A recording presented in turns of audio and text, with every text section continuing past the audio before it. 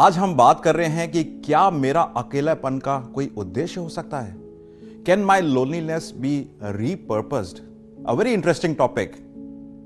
आइए देखते हैं वचन इसके बारे में क्या बोलता है। जोनी टाडा का नाम आपने सुना होगा, नहीं भी सुना होगा तो आज मैं आपको इंट्रोड्यूस करता हूं उनसे। जवानी की अवस्था में उन्होंने परमेश्वर को एक्सेप्ट करा अपनी लाइफ में, और एक दिन वो स्विमिंग करने गई और वहां पे एक एक्सीडेंट होता है, और उस एक्सीडेंट की वजह से वो क्वाड्रिप्लेजिक हो जाती है, मतलब पूरी बॉडी पैरालाइज्ड हो जाती है। उनके पास बोलने के सेंस रहता है, समझने का सेंस रहता है, मगर बॉडी उनके कंट्रोल में नहीं रहती है। इस जवानी की अवस्था में परमेश्वर के करीब आने के बाद ऐसा एक्सीडेंट होना, ऐसा लाइफ में एक दुर्घटना होना, स्वाभाविक बात है कि जवान व्यक्ति परमेश्वर से सवाल करेगा कि परमेश्वर मेरे साथ ऐसा क्यों किया।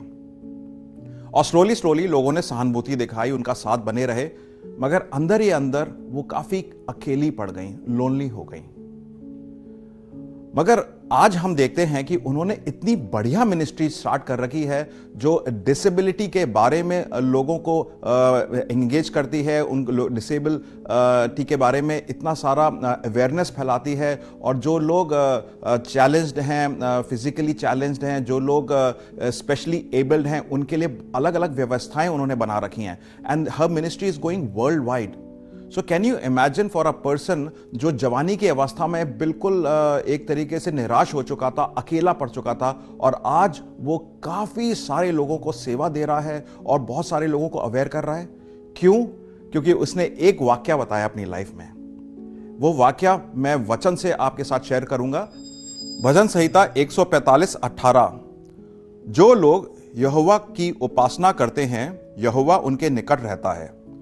सचमुच जो उसकी उपासना करते हैं, यहोवा हर उस व्यक्ति के निकट रहता है।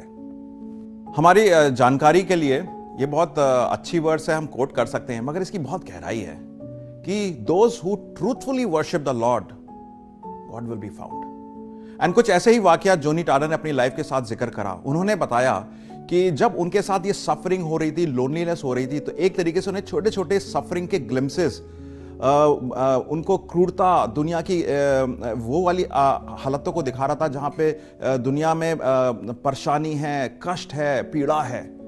मगर जहां जहां पर वो वचन में जाती थी, जैसे ये मैंने वचन पढ़ा है आपको, वहां पर वो परमेश्वर की ग्लिम्सेस को पाती थी, और उन्होंने वो परमेश्वर की ग्लिम्सेस के जो मोमेंट्स थे उनको पकड़ लिया, और उस वजह से आज वो उस मुकाम पे पहुंच गई हैं कि बहुत सारे लोगों की सेवा कर सकती हैं।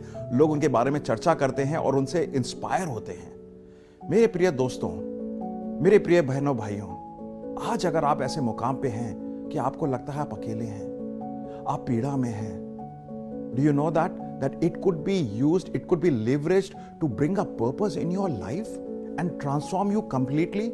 सिर्फ आपकी ही नहीं भलाई होगी, बल्कि बहुत सारे लोगों की भलाई होगी।